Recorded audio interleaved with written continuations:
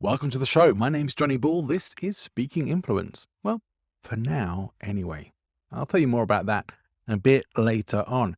This is the show where we delve into the world of influence and persuasion to help you build your professional authority and to become a more powerfully persuasive communicator. And maybe along the way, learn some of the skills to help defend ourselves against the misuse of the tools of influence and persuasion in life and in business. Each week on the show, I have conversations with people from all sorts of different industries, like the personal and professional development world, public speakers, other podcasters, marketers, branding experts, neuroscience experts, and much more besides. This show is to help you develop all the tools that you will need to be able to be effective with influence and persuasion in your professional life and maybe even in your personal life as well. My guest on the show today is one of my own personal business heroes and is actually a mentor of mine, someone who I spend a lot of time learning from. And if you haven't already come across Chris Ducker before, by the end of this, you are undoubtedly going to want to check out more about Chris and what he can potentially do for you and your business. Now, I know Chris as an author, as a speaker, as a podcaster, as a course creator, as somebody who has built an amazing professional ecosystem and product system and is teaching other people to do the same. In fact, I'm one of those people who he is teaching, and we will talk about some of that. And we do probably start off with me fangirling a little bit over Chris because he is a really cool guy, and I was super happy that he agreed to come and be a guest on the show. One of the things that was really special for me, which I unfortunately could you, is the conversation that Chris and I had after we finished recording, which was a testament to me of how much Chris really gives to the people who he's helping and how much he really cares about wanting to make a difference and helping entrepreneurs like you and I to be able to build sustainable businesses that are profitable, helping, making an impact and making a difference, and not just spinning our wheels at the start line like so many people end up doing and often not really getting anywhere and succeeding. So, this show really is going to be all about building your influence as a business owner. And we're going to be talking with Chris about what he has found to be some of the most effective ways to do that as someone who has seemingly done all of these different areas of influence and persuasion and done them all incredibly well. So, whether you're listening to this show on the go or you're sitting down to take notes, all that remains for me to say is enjoy the show. Welcome to Speaking Influence, the show that helps you to master the psychology and application of ethical influence and persuasion in life and business with persuasive presentations and podcasting coach, Johnny Ball. To somebody who, well, I always think everyone should have a mentor, right? And today I get to introduce you to one of mine, someone who is an incredible teacher, someone who I have been learning and progressing through because, and who I still very much enjoy working with and connecting with. In fact, just last week had the most amazing one-day event. Let me introduce to you and anyone listening, Chris Ducker. Hello, sir. How are you? I'm super happy to be talking to you, Chris. I'm a big fan, of course, as I need to be, being part of your incubator community. But the reality is for me, just before we really get into it, I first really got connected with you. I saw you for the first time on a video with Pat Flynn, who Oh, I've been okay. following for a very long time. Yep. And on that video, you just said something that really impacted me about if you don't have something for sale on your website, how can you expect people to take you seriously?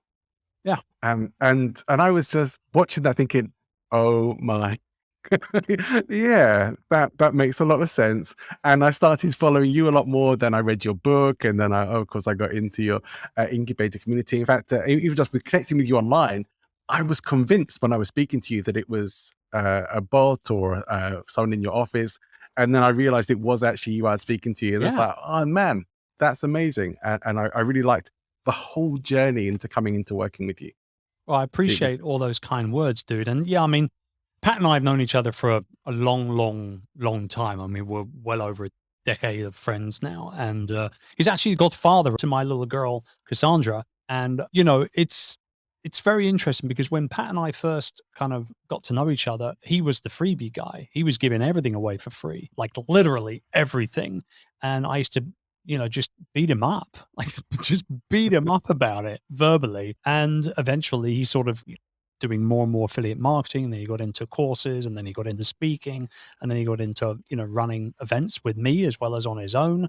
And he's the perfect example of somebody who, understands the power of the personal brand, understands the importance of being respected and having a strong reputation, but also understanding the opportunity that if you don't monetize it in a proper way, then not only will you not really be taken all that much seriously, but also you're kind of letting yourself down as well as the other people that are within your ecosystem, within your community that do want to invest in Yeah. themselves to be able to springboard their own growth based on your experience, right?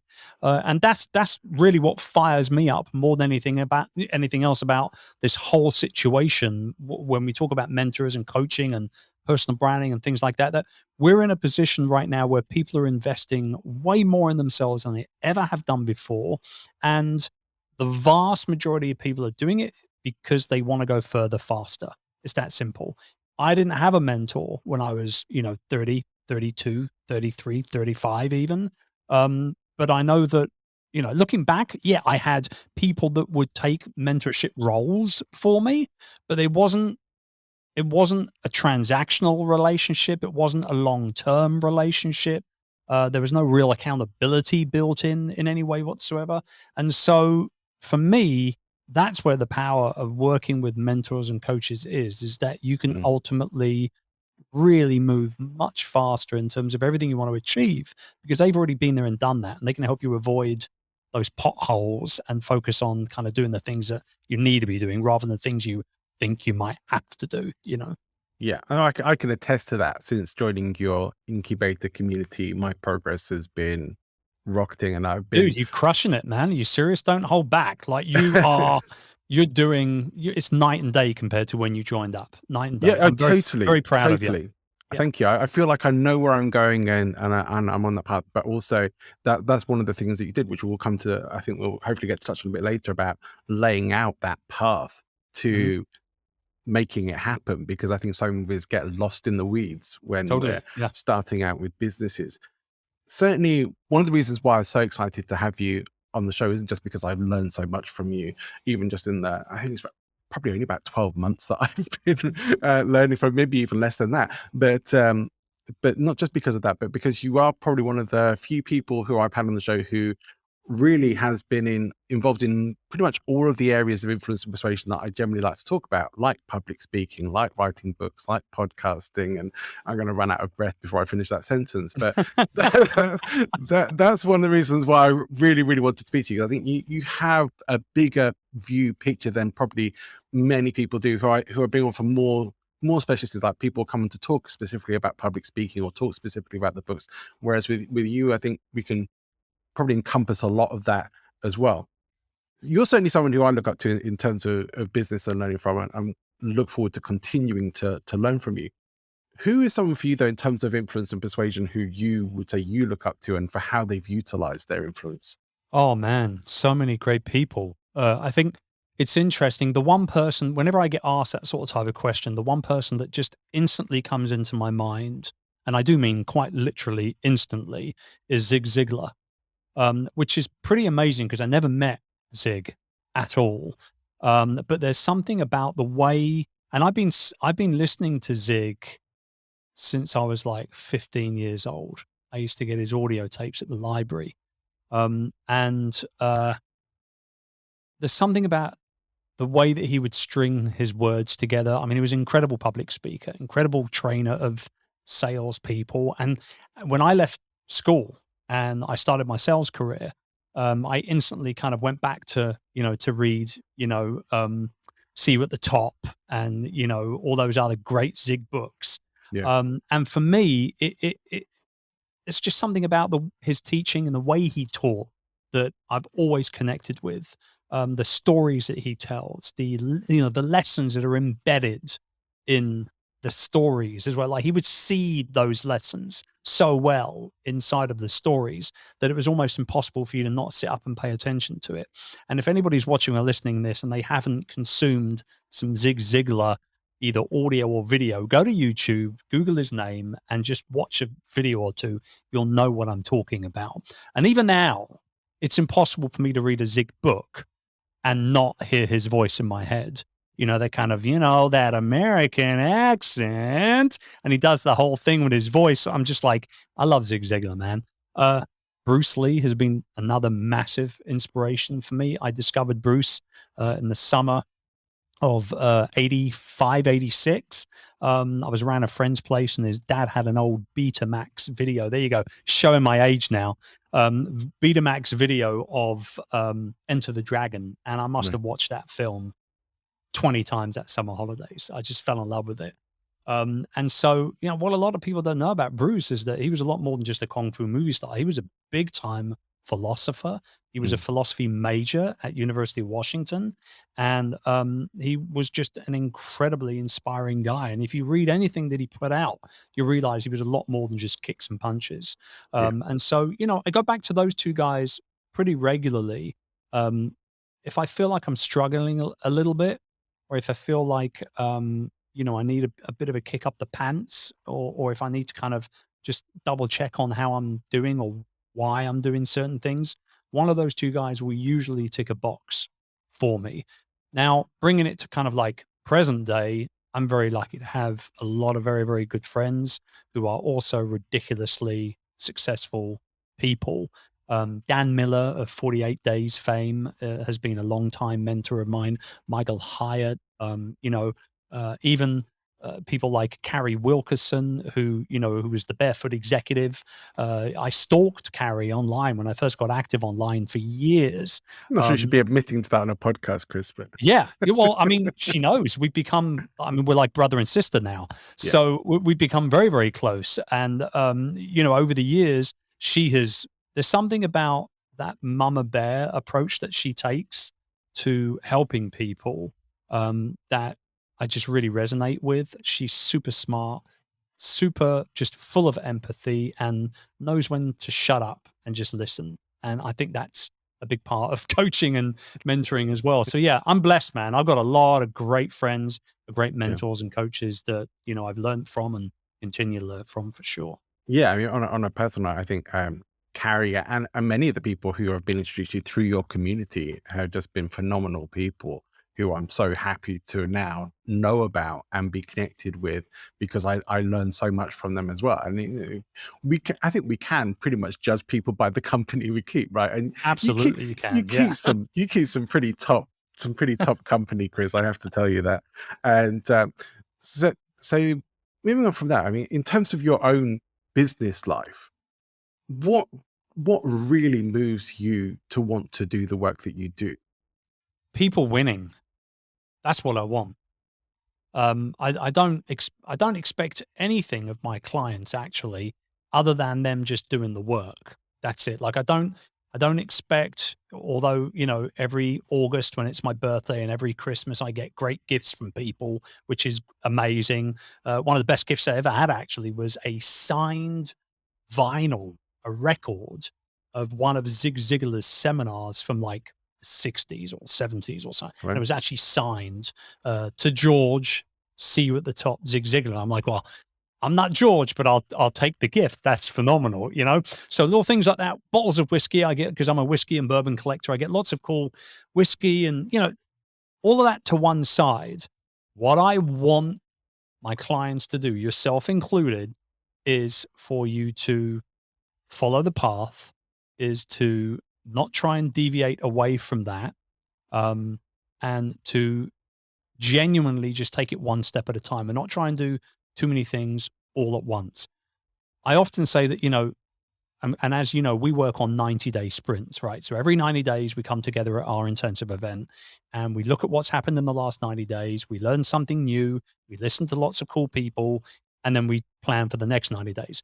Well, that planning is super important. In fact, anything, you could dump the rest of it and just focus on that last hour that we spend with each other, and you still get plenty. Because if we don't work our plan, and we can't, or rather, if we don't plan the work, we can't work the plan, right? That's simple. And if it doesn't get scheduled, it doesn't get done. And so when I look at that 90-day plan, if you have any more than like 2 things on that plan in the next 90 days, there's only one reason that I won't pull you up on it. And that is that if you've got a team in place, right? If you've got a VA or a bunch of VAs or a bunch of team members that can help you execute on those individual tasks, then that's great.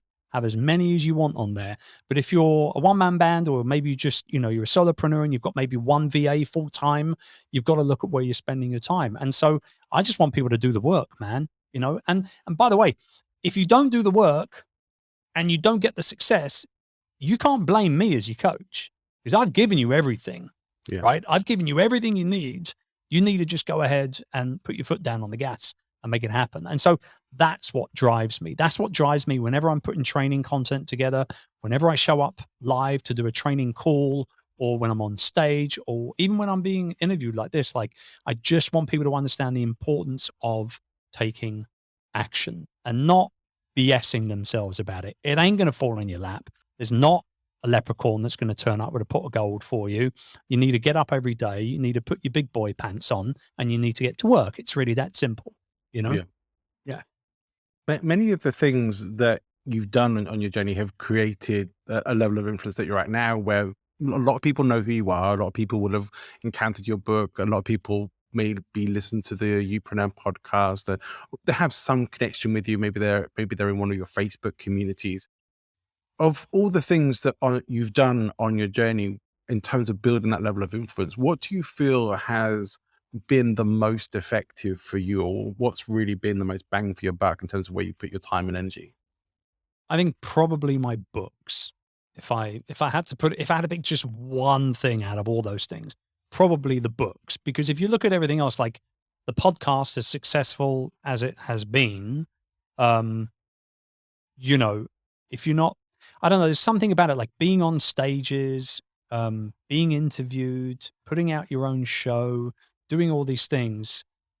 It's all well and good if, like you say, if people can discover you in a way where it's kind of almost like that 6 degree of separation thing, right? Where, oh, he said they're good. Like you just said it yourself. Like, I met Carrie through the incubator, through me. And, it's things like that where that's great. And there's nothing wrong with that at all. But when we think about how we've learnt for decades, for hundreds of years, how we've discovered things, how we've grown our knowledge bases for, decades and hundreds of years, books have been at the very center of everything, right?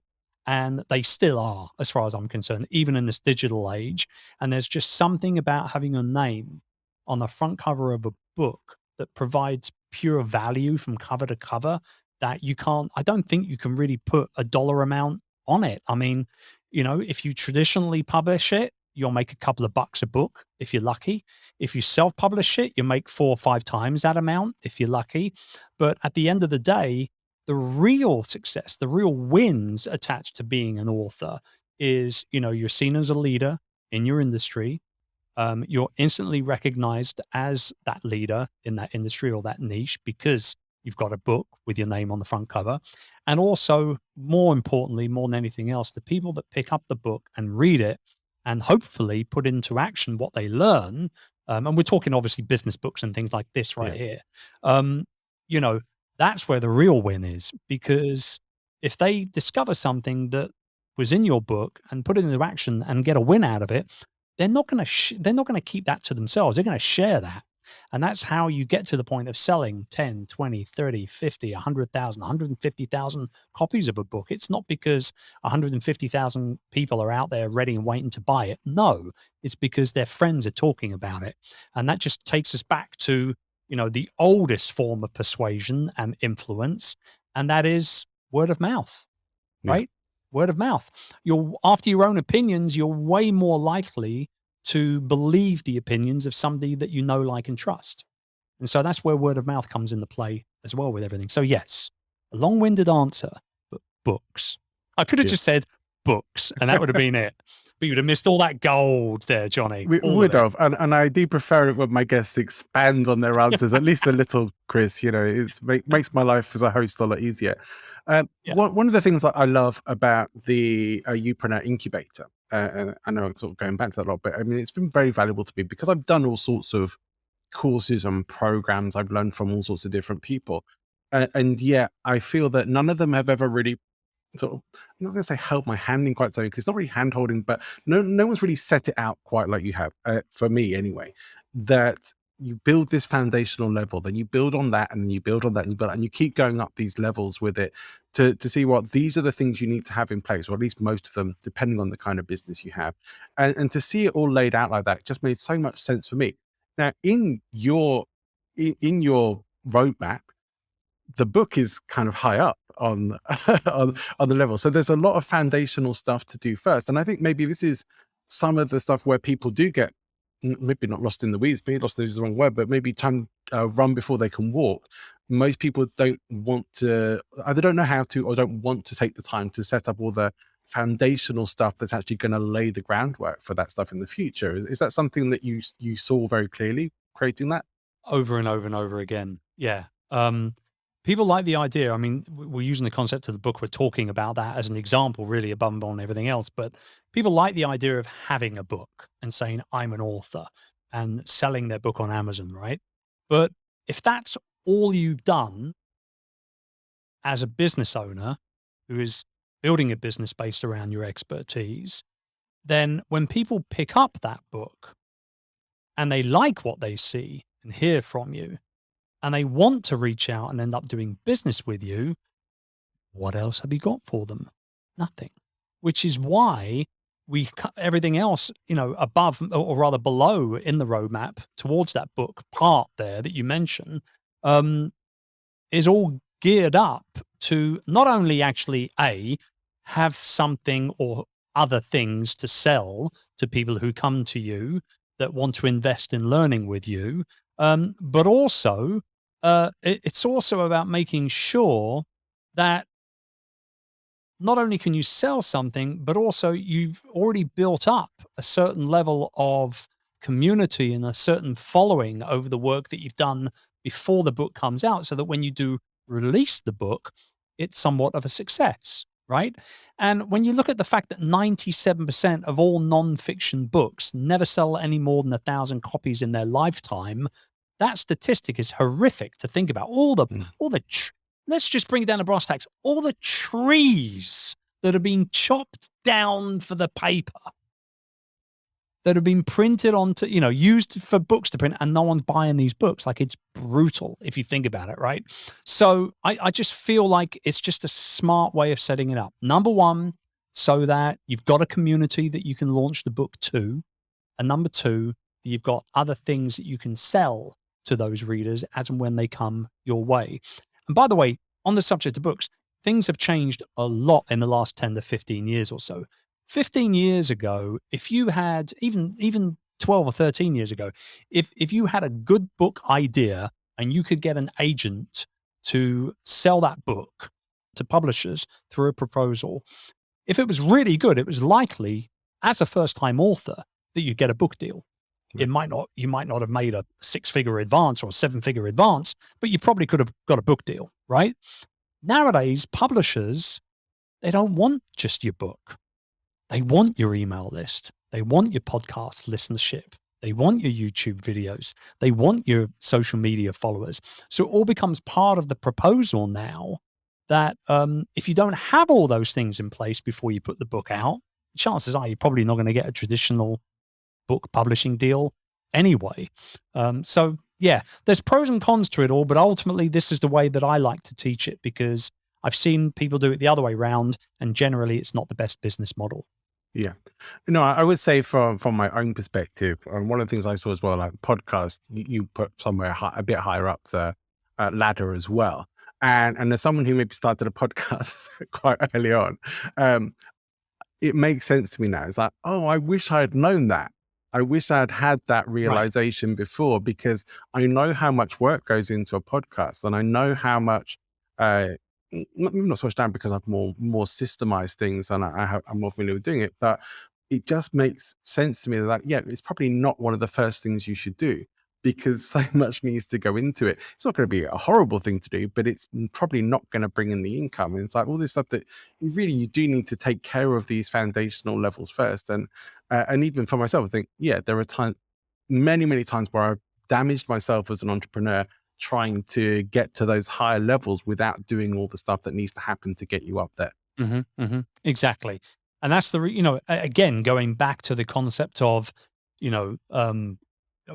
building the community before you launch the book so the book can be successful. Exactly the same with a podcast as well. Yeah. Exactly the same with a podcast. You launch a podcast, no problem, go straight up onto Apple and everywhere else. And yes, it will be discovered by some people. Absolutely.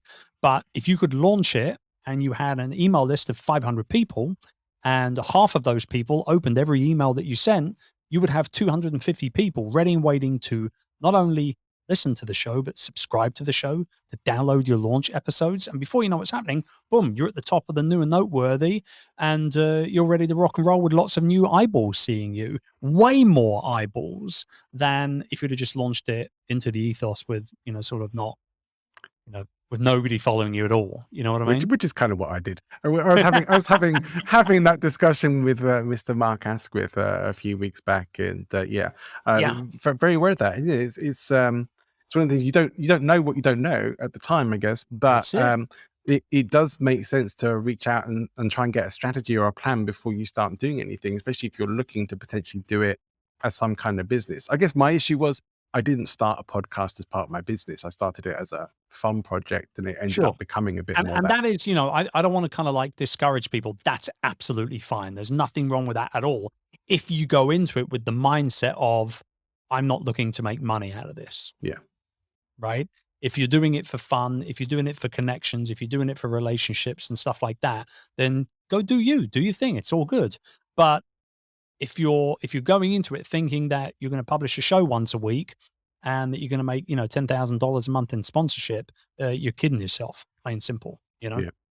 I'm a regular listener to your podcast, and I wonder for you, what were the things that made you want to start that? What said you're right? It's time for me to do a show. Well, so I've had, how many have I had? 1, 2, 3, 4 different podcasts in the last 12 years.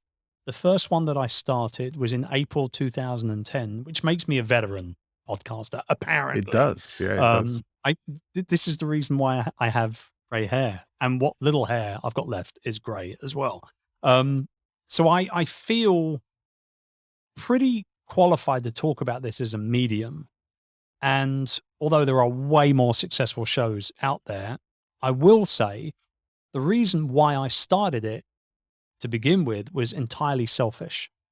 I wanted to get, because although I had been online since the mid 90s, I had never really utilized the internet for anything more than like email, Google searches, and like watching cat videos on YouTube, right?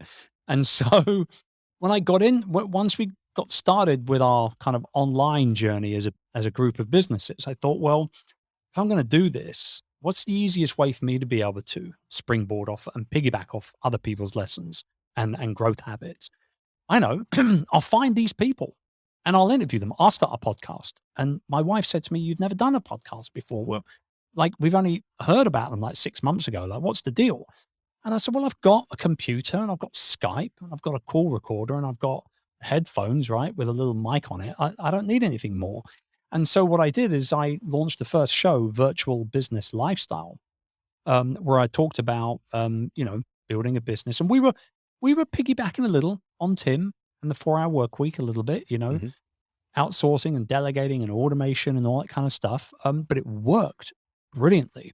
And so I started reaching out to, these old school veteran internet folks like Chris Brogan and David Meerman Scott and all these guys that have been doing this for like 20 years. And slowly but surely over the course of a couple of years, I just got connected to more and more and more people. And every time they came on the show, I would just ask them questions that I wanted the answers to myself. But it just so happens that everybody else that was tuning in was in a similar position that I was. They were learning all this stuff for the first time as well. So they absolutely loved it. And then in 2014, I launched my first book, Virtual Freedom, to which I attached a limited 25 episode series as a podcast to help promote it in the run up to the book coming out. And that worked brilliantly. Then myself and Pat Flynn got together and we did our One Day Business Breakthrough podcast, which was, I think we did 3 seasons of that. I might be wrong, but I think we did 3 seasons of that. And we only ever were supposed to do 1, and everyone was like, "We want more." So fine, we'll do another one. And then they want more, we'll do another one. And then we're like, "That's it." Um, and then there's the YouPreneur show. And the YouPreneur show is coming up on 8 million downloads now. And I still, to this day, when I'm interviewing people on that show, it's purely selfish. I just want to know the secrets, man.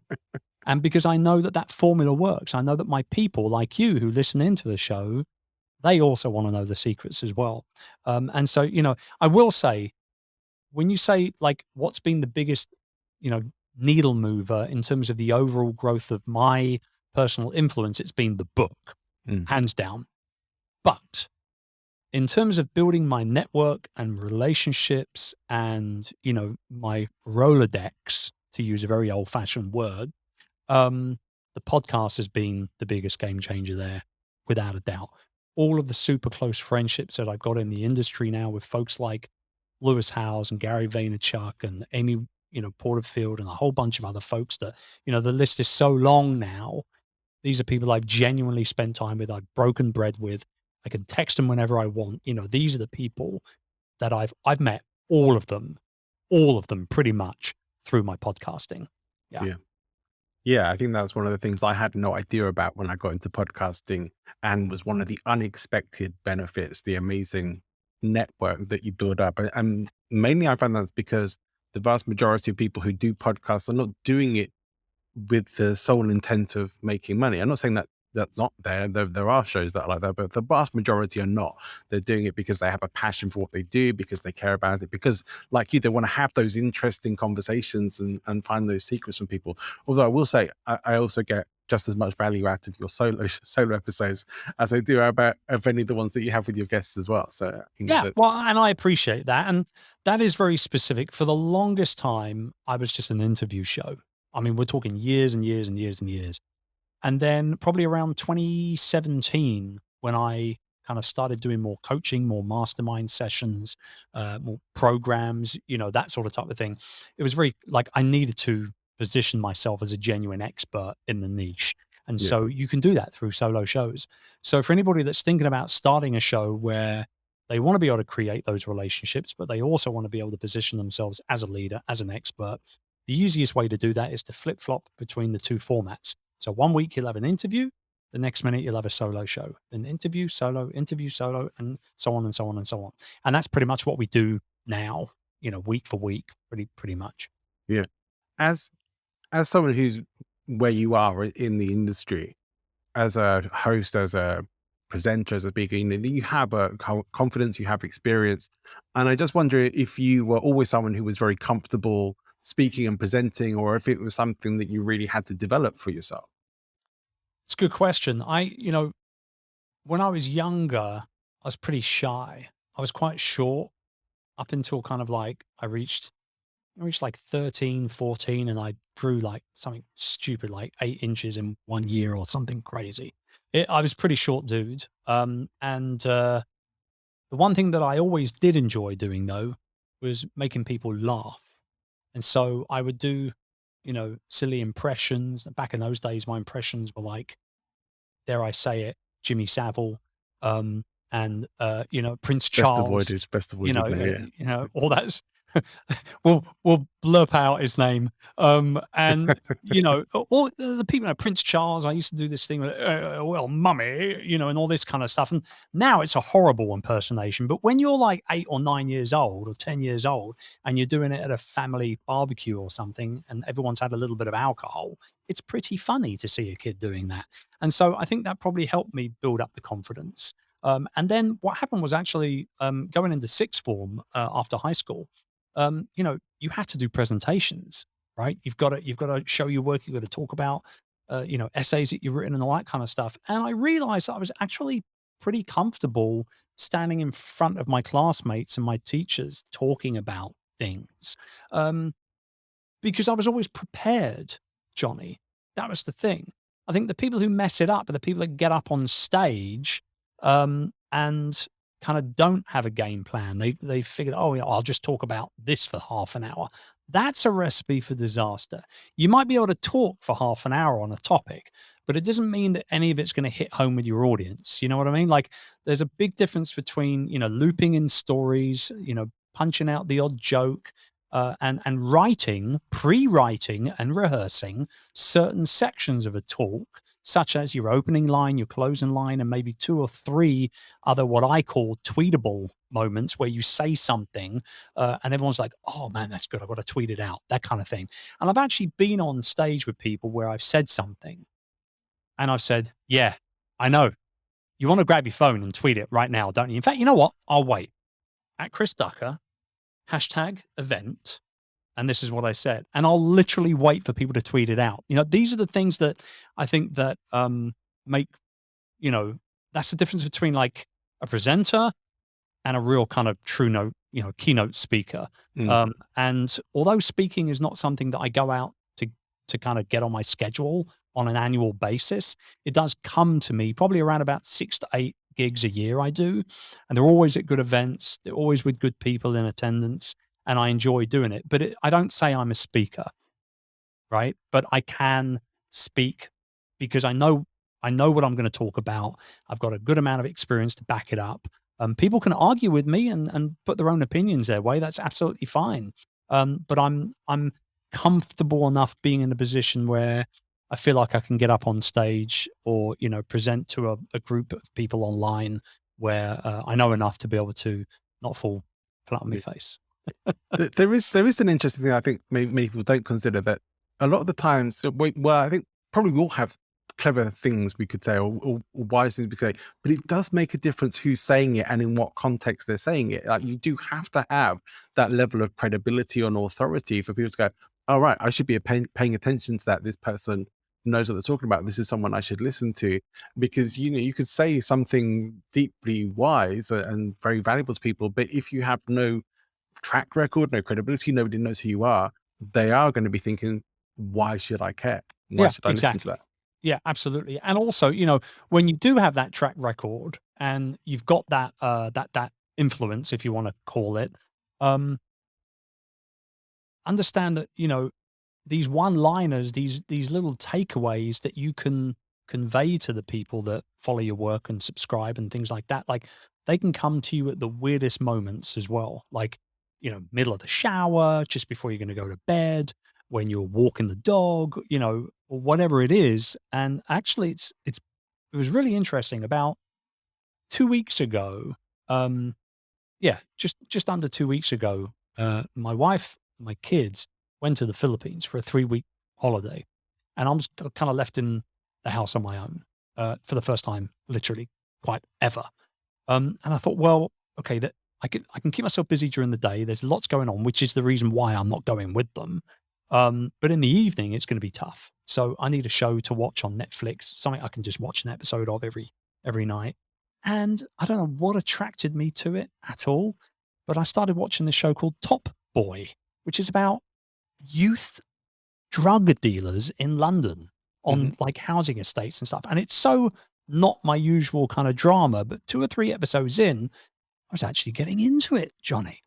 And every now and then, one of these, street kids, or street drug dealers and everything, or money launderers or whatever they had in the show, they would come out with something that was so good that I hit the pause button and I'd have to come running into my home office here and write it on the board. And there's 2 or 3 things on the board behind me that I've kind of like rewritten so that I can pass them on either in videos or podcasts and things like that. But, they're not word for word for what was in the show, but now I've rewritten them in a way that I can convey them to my audience and my clients in a way that hopefully it hits home and they understand it and kind of go with it. So these opportunities to be able to get these little jewels will come to you no matter, where you are.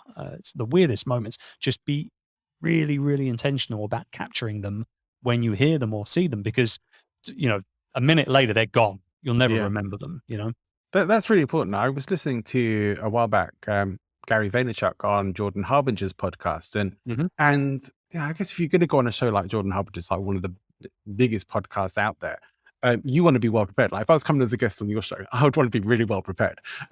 So Gary had some stuff that he very clearly had prepared, that quotable stuff that he knew was going to pop, and stuff that was like, yeah, you will want to write this down. You will. And I was like, that was so clever. It was just so clever to have that stuff. And like, yeah, most people would just go on and blah, blah, blah on a podcast. He went on there like, right, this is quotable stuff. And this is the stuff that I want you to have those memories. So, yeah, being prepared for this stuff is all the difference to just going out there and winging it. And one of my buddies, Stu McLaren, who runs like a membership training education business, been in the business for a long, long time online. And his big thing, the way he sells his products and services, through telling stories. That's his thing. He does it better than most people on the planet, quite frankly. And I remember I had him on my show a while back, and I asked him, like, you tell all these great stories when you're being interviewed or when you're live on Facebook, or like, how do you just quantifiably, how do you remember them all? Because in 1 hour, you won't tell one or two. You'll tell like 7 or 8 to make a point. Like, how do you remember it? And he said, it's not rocket science. You want to know how? I just have bits of paper stuck up all over my office. I got the name of the person in big black letters, and then like 2 or 3 talking points of where they were at, what I worked with them on, and where they're at now. And I'm like, this is gold. Like, why are we not all doing this? Like, I have a number of client stories I can pull off relatively easily, but having those visual cues in front of us means that we get the stories right every single time. And that is very, very powerful indeed. Very powerful. Yeah, I think a lot of people out there just delivering information without the stories, and the stories are actually a really key part of the persuasion factor when we do get the opportunity to. That's what keeps people tuned in. Yeah. I mean, it's all very well wanting to learn something, but if you can back it up with a real story behind it, then, it's just so much more endearing, so much more powerful. Yeah. I know we don't have that much time left, so I want to get to a few things before we do start to wrap things up. And one thing I do want to say, I learned a lot from you, and I've learned a lot from your book, and I have it very kindly sent me a copy, and I have the audio book already, and I greatly appreciate all of that, and will keep learning from you. I wonder for you, like if I came to you and said, Chris, other than your own book, which everybody should read, what books would you recommend? The ones that have maybe made an impact on you? If we just had 1 or 2 of those books, what are the ones that you would most recommend to people? So, okay, let's go with 3 books particularly in terms of business, if that's okay. Yeah. First up, I'll go back to Zig. See You at the Top, Zig Ziglar. One of the best books ever, plain and simple. Number 2, I would say, although it's probably a little dated now, Gary's Crush It. I remember picking that up in like 2009, 2010, thinking to myself, I'm going to be a YouTube star. This is going to be great. Just the power of like personal branding and how you could genuinely make money off of what you enjoyed. I think he said cash in on your passion or something on the subtitle. Just a great book. And still to this day, you probably could still pick it up and pick up some incredible lessons. And then the other, there's another book. God, there's so many. There's another book called Rocket Fuel that I read for the second time just recently by Gino Wickman. And it talks about the really important relationship between the visionary in a business, usually the owner, the CEO, and the integrator, right? Somebody who kind of does all their dirty work, right? That manages the team and all the rest of it. That's been a very, very important book to read as well. But I mean, if I'm to be honest with you, Johnny, like, I probably have close to 300 or 400 books on the shelves behind me here. They go right up to the vaulted ceiling. There's so many great ones to pick. It's so hard to quantify it into just a few. Yeah, I must admit, I struggle myself sometimes because I get through maybe 2 or 3 books a week, and it's hard to pick the best Yeah, ones. particularly if 'Cause there's you're so many good listening ones. to them as well, Yeah, right? Like when you're out, I'm an audiobook guy. there Yeah. are times now where, I don't know about you, but like I used to buy books at airports all the time. But I realized that I would read a book, in the crappy lighting that you get in the cabin on a plane. I'd read a book for 30 minutes and my eyes would get all tired. I'd have to rest. But if I had an audio book on my phone or my iPad or something, I could listen to the entire thing. LA to New York, bosh, I've just done the 4-hour work week. You know Yeah. what I mean? So it's it's interesting the way that we consume stuff nowadays as well. I'm a huge fan of audiobooks. I want to ask you, this is one of my last questions for you, even though I have so many more. What's Well, your, we can do some more. Go on. We can go okay, for a little bit longer. Go on. okay, but what's your influence and persuasion superpower? I'd like to say my incredibly good looks and wit and charm. I don't know, actually. I think that superpower. I think the one thing that I am pretty good at, and yes, this would be influence personified actually, is bringing people together. I'm a very good connector of people, I think. I've been running, events from, 10-seater round table, private masterminds right the way up to, 400 or 500 people in a conference kind of thing. And, I always say it, and many people probably hear me say it more than 5 or 6 times and think, oh, that's just that's a bit. He says that all the time kind of thing, but I mean it genuinely. I'm really blessed to have the overall worldwide community that we have around everything that we do. And when we do, when you put an event on in London, England, and you've got people flying in from 37 different countries around the world, as far as Australia, and as close as France, there's something to be said for the person that's making that happen. And I think that, having the ability to bring all these different people from all these different walks of life and backgrounds together, to genuinely learn with each other, network, party, have a little fun, and do all those things together. That is a superpower. And I don't Yeah. care like what language you speak, what color your skin is, who you love, who you don't. Like, we're just all the human race. And I just love the idea of bringing people together to further their goals and their dreams. And that's genuinely, I think, something that doesn't necessarily come easy to everybody, but it does come easy to me. So I guess I'm kind of lucky for it. Yeah. If you're okay to go on a few minutes more, then I'd like to ask you what has been perhaps one of your own toughest challenges as a business owner and entrepreneur? Oh, that's an easy one to answer. Delegating, letting go, you know, getting out of my own way, whatever kind of way you want to put it. I burnt out in 2009. We've been building the business for a few years.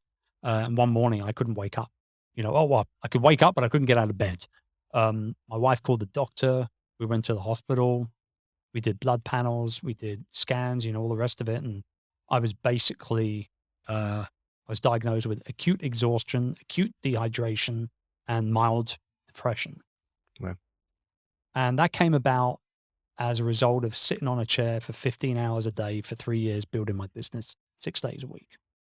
And the reason why that was happening is because I wouldn't let go. I would do everything. I would do the hiring. I would do the training. I would do the managing. I would do, I'd walk around our IT server room in our facility looking at cables like I knew what the hell they did. Like, it was ridiculous, Johnny.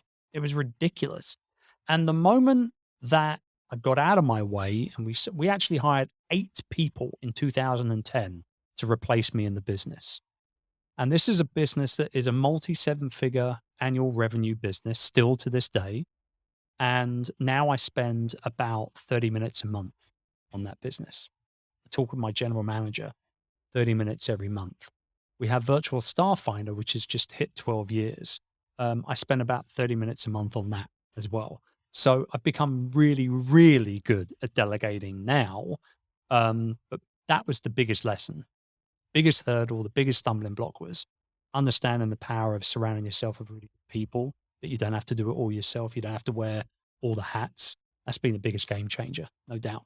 yeah, it's interesting that I was writing about that in my blog last week and then I think a lot of people are heading towards this burnout journey themselves because they Mhm. are trying to be everything and do everything and be everywhere, be on all the channels and see that, we always get these new voices coming up. Someone is killing it on TikTok. All right, I need to do that. I need to get on TikTok. I'm killing it on Instagram. Oh, I need to do that. I need to get.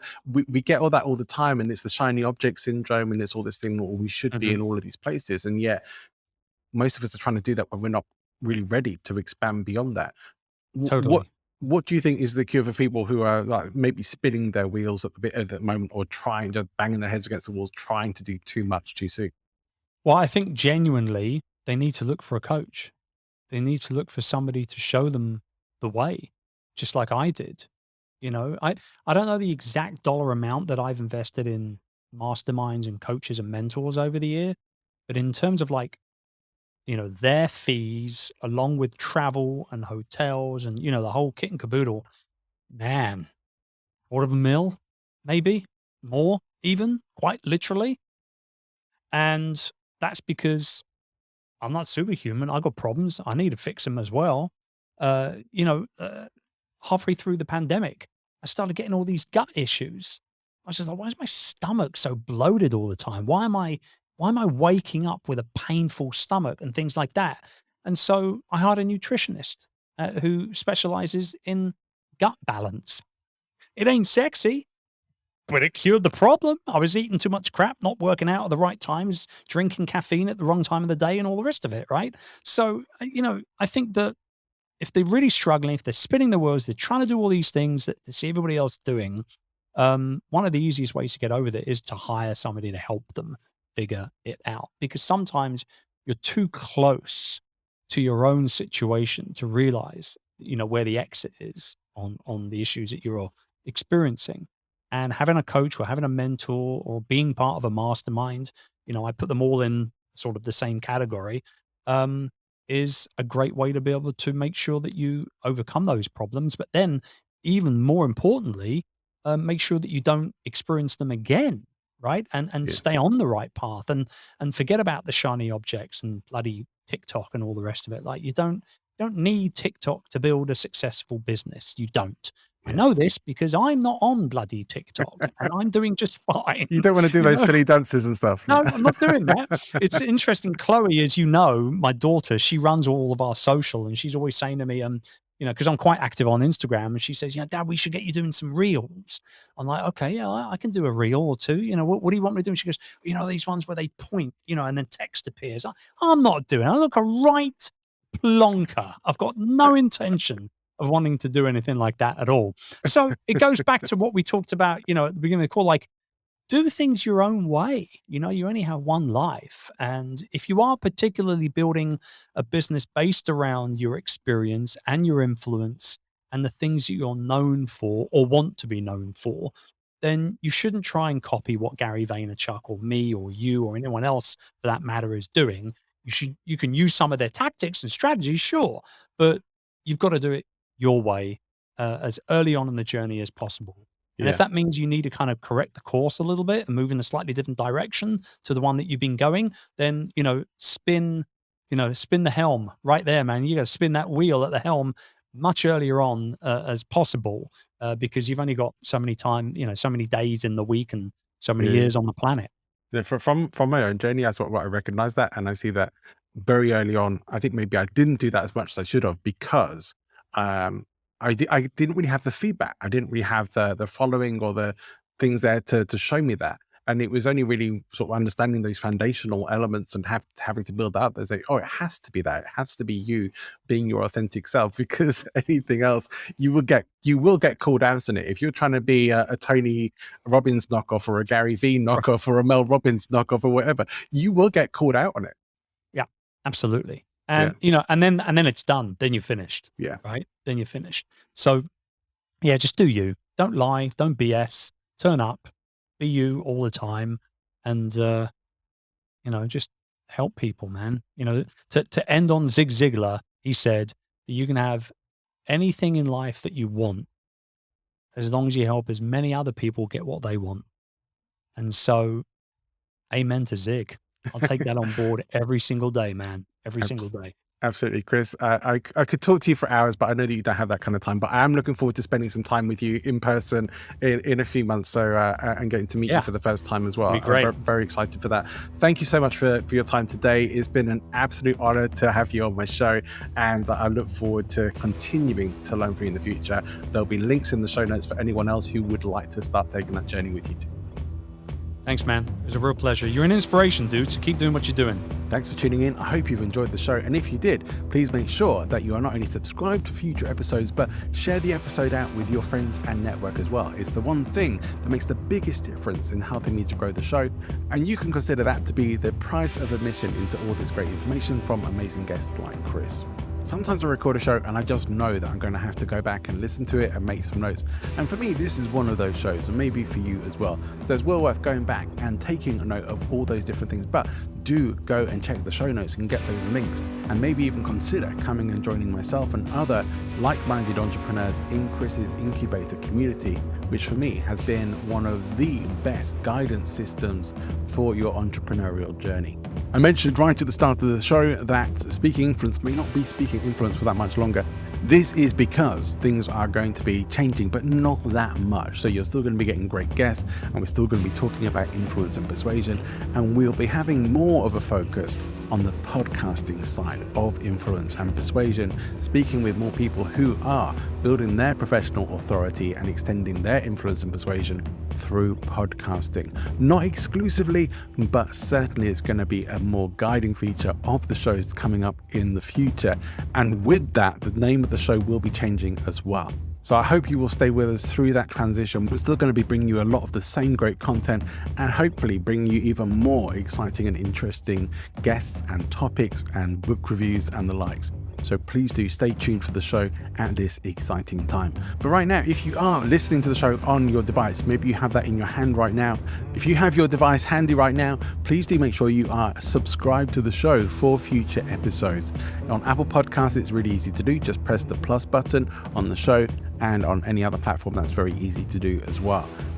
It would mean the world to me if you were able to leave us a review for the show. One thing is, it tells me how well the show is going and what you like and what we could maybe work on improving, whether there are particular guests you'd like to see, those kinds of things. Really easy to do on Apple Podcasts. You can also do that on podchaser.com, and you can now leave a star rating on Spotify if you would like to do that. It means the world to me. Podcasters love getting feedback, and it is so rare, but I really would appreciate that, as well as you, of course, sharing out the show, and more than anything, the fact that you come along and listen to the show. So thank you for tuning in to this episode. I hope to see you again for another episode very soon. Wherever you're going, whatever you're doing, have an amazing rest of your day. Go and make great things happen.